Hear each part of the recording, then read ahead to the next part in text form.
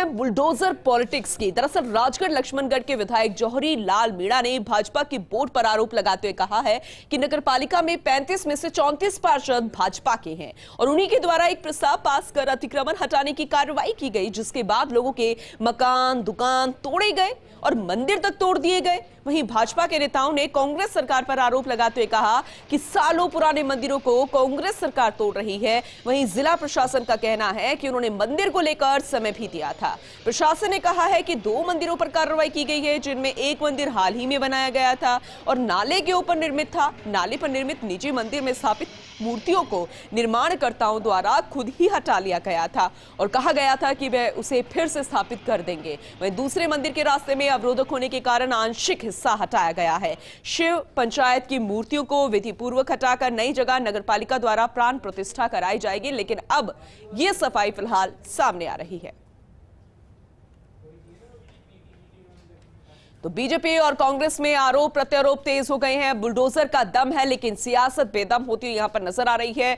लेकिन कुछ भी को बुलडोजर अब सांप्रदायिक हो गया है। 300 साल पुराने मंदिर पर बुलडोजर चल गया है। अब ये खुद सोचना होगा, 300 साल पुराना ऐतिहासिक एक हेरिटेज, लेकिन अवैध बताते हुए उसे यहां पर तोड़ दिया गया। स्थानीय लोगों का विरोध भी यहां पर है, लेकिन जो रिपोर्ट अब सामने आई है और उसमें यह कहा गया है कि किसी का यहां पर विरोध सामने नहीं आया है।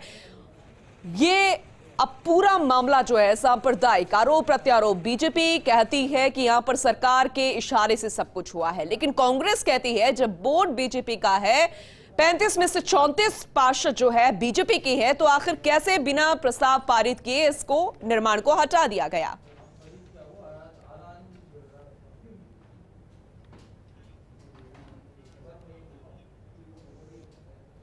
चलिए अब आपको बताते हैं कि इस विवाद के बाद जिला कलेक्टर ने जो पत्र मीडिया में साझा किया और जो स्पष्टीकरण दिया गया उसमें क्या लिखा है, ये बता रहे हैं हमारे सहयोगी विजेंद्र सोलंकी। बिल्कुल पूनम, सबसे पहले तो अपने दर्शकों को दरअसल मैं ये दिखा दूं कि ये वो प्रेस नोट है जो एम नकाते की तरफ से मीडिया को साझा किया गया, लेकिन इस प्रेस नोट में जो लिखा गया है वो प्रशासनिक भाषा, उसको हमने आम आदमी के लिए सरल किया ताकि आपको ये समझा पाए कि कलेक्टर क्या कुछ कह रहे हैं इस पूरे विवाद को लेकर।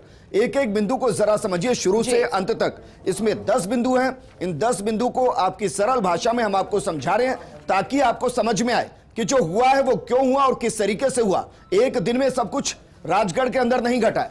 जरा देखिए, नकाते के पत्र में लिखा हुआ है कि राजगढ़ नगर पालिका की दूसरी बैठक में राजगढ़ के मेला का चौराहा से गोल चक्कर तक अवैध निर्माण को हटाने का प्रस्ताव पारित किया गया।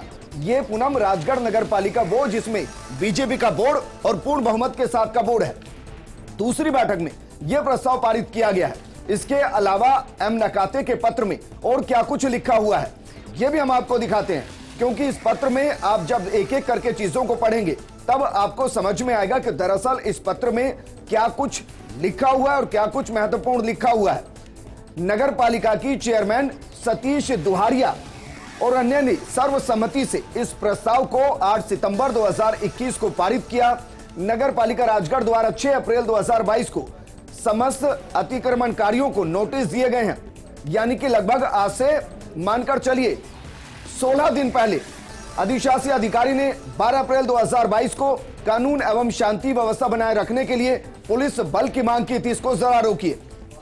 आपको ध्यान होगा कि अभी कुछ देर पहले किरोड़ी लाल मीणा वहां पहुंचे, उनसे बातचीत सहयोगी श्वेता मिश्रा कर रही थी। जब किरोड़ी लाल मीणा ने भी यह सवाल किया था कि क्या पुलिस मांगी गई थी, इसका जवाब कलेक्टर इस पत्र में दे रहे हैं और वो कह रहे हैं कि अधिशासी अधिकारी ने 12 अप्रैल को बाकायदा पुलिस मांगी थी।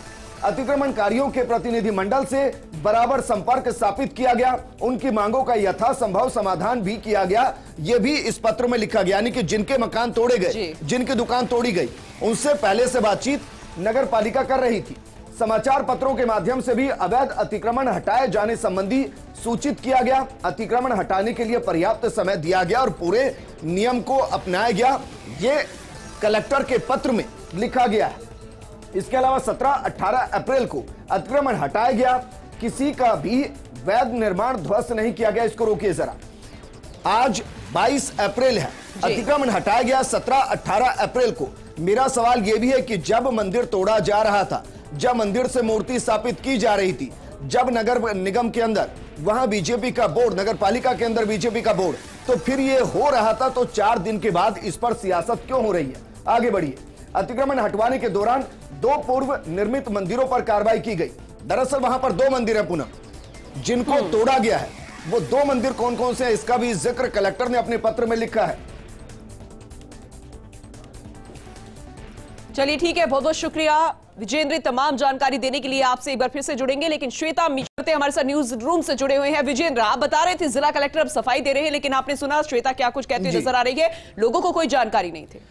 बिल्कुल, लेकिन जिस तरीके का जिक्र एम नकाते ने अपने पत्र में लिखा है और जो मीडिया को साझा किया, उसमें बाकायदा उन्होंने तारीख वाइज बताया। हम आपको ग्राफिक्स के जरिए दरअसल पूरा घटनाक्रम समझा रहे थे, जिसमें हम बात कर रहे थे 2 मंदिरों की।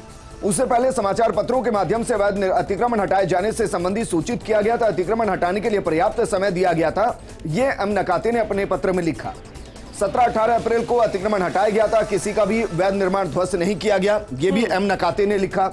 इसके अलावा लिखा है इस पत्र के अंदर कि दरअसल वहां 2 मंदिर थे, एक निजी मंदिर था और एक पुराना मंदिर था, वो भी हम आपको बताते हैं।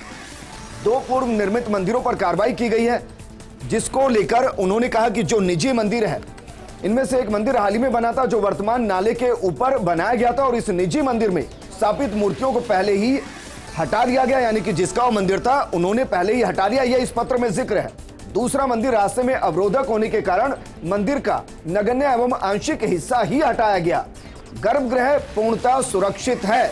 इस लाइन को पढ़ना जरूरी है, क्योंकि हम नकाते कह रहे हैं कि गर्भगृह जिस मंदिर के ऊपर बवाल हो रहा है उसका पूर्णतः सुरक्षित है। और इसके अलावा इस पत्र में और क्या लिखा है यह भी हम आपको बताते हैं, क्योंकि उसके बाद जो हम तस्वीरें पूनम दिखाएंगे वो वाकई में इस पत्र पर सवाल कई तरीके के खड़े करेंगी। लिखा है कि हटाए गए आंशिक हिस्से में शिव पंचायत के सदस्यों की मूर्तियों को विधि पूर्वक सह सम्मान हटाया गया है, ये इस पत्र में लिखा गया है। लेकिन अब हम आपको तस्वीरें दिखाते हैं, एक एक करके तस्वीरें आपको दिखाते हैं। तस्वीर जरा देखिए, ये वो शिव परिवार जिसका जिक्र किया गया और कहा गया कि सह सम्मान हटाया गया है। जरा सह सम्मान देख लीजिए किस तरीके से हटाया गया है। ये आपको शिवलिंग दिखाई दे रहा है, बाकी शिव परिवार। एक और तस्वीर आपको दिखाते हैं, तस्वीर जरा दूसरी भी देख लीजिए कि सह सम्मान किस तरीके से मंदिर के अंदर से हटाया गया है। ये नंदी जो महादेव के साथ हर वक्त दिखाई देते हैं और कहा जाता है उनके कान में अगर कुछ कह दिया जाए तो भगवान शिव तक पहुंचती हैं, उनको भी इस तरीके से हटाया गया। तीसरी तस्वीर हम आपको दिखाते हैं, तीसरी तस्वीर जरा देखिए, सह सम्मान जूतों के साथ ये उस हिस्से में पहुंचे जिसे गर्भगृह कहा जा रहा है। और अब पूरा मंदिर ही दिखा देते हैं, जो तस्वीर सुबह से दिखाई दे रही है जिसमें बाकायदा पूरे मंदिर को ही ध्वस्त कर दिया गया। मेरी समझ में नहीं आ रहा कि गर्भगृह किस तरीके से फिर सुरक्षित और कैसे सम्मान किया गया। तमाम तस्वीरें दिखाने के लिए सब कुछ यहां पर समझ आ रहा है और जनता जनार्दन है वो सब जानती है। सीनियर एडिटर सुधांशु माथुर जी हमारे साथ जुड़ गए हैं, उनका रुख करेंगे। सुधांशु जी, बुलडोजर सांप्रदायिक हो गया है, अब पक्ष हो चाहे विपक्ष हो अपनी सफाई देते हुए नजर आ रहे हैं, लेकिन अब पूरे दिन की बात करें बहुत कुछ सामने आ रहा है, चाहे जिला कलेक्टर की सफाई हो या फिर तस्वीरों के जरिए सारा कुछ सच। आप क्या कहना चाहेंगे, जरा बताइए। देखिए, आज पूरे दिन भर जो अभी तक मैं ये कहूंगा कि जो मंदिर और मस्जिद के जो विवाद थे उनसे लगभग राजस्थान अछूता था, लेकिन राजस्थान में इस तरह से मंदिर का एक विवाद होना और उस विवाद का राष्ट्रीयकरण हो जाना, मैं राष्ट्रीयकरण शब्द इसलिए यूज कर रहा हूं कि एक जिले के एक कस्बे का मामला, वहां पर एक मंदिर जो है वो अतिक्रमण हटाने के नाम पर उसको हटाया जाता है और वो एक विवाद का रूप ले लेता है और उस विवाद का राष्ट्रीयकरण हो जाता है।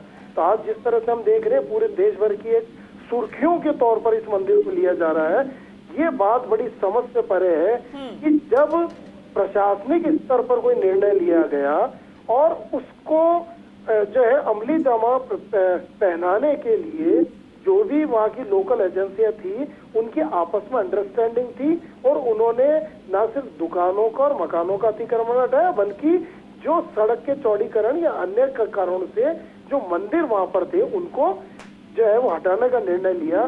तो अब अचानक मंदिर को लेकर विवाद खड़ा करना, मुझे लगता है कि कहीं ना कहीं जो राजनीतिक जो रोटियां हैं उसको सेकने की बात ज्यादा हो रही है बनिस्पत इसके कि इस विवाद को कैसे जो है वो हल किया जाए और इस प्रदेश के अमन चैन को जो है वो कायम किया जाए। जी बिल्कुल सही आपने कहा कि अब राजनीतिक रोटियां सेकी जा रही है, लेकिन अब पूरे मामले पर हस्तक्षेप लेना चाहिए सरकार को और एक क्लियरिफिकेशन जो होता है वो देना चाहिए। बहुत बहुत शुक्रिया तमाम जानकारी देने के लिए।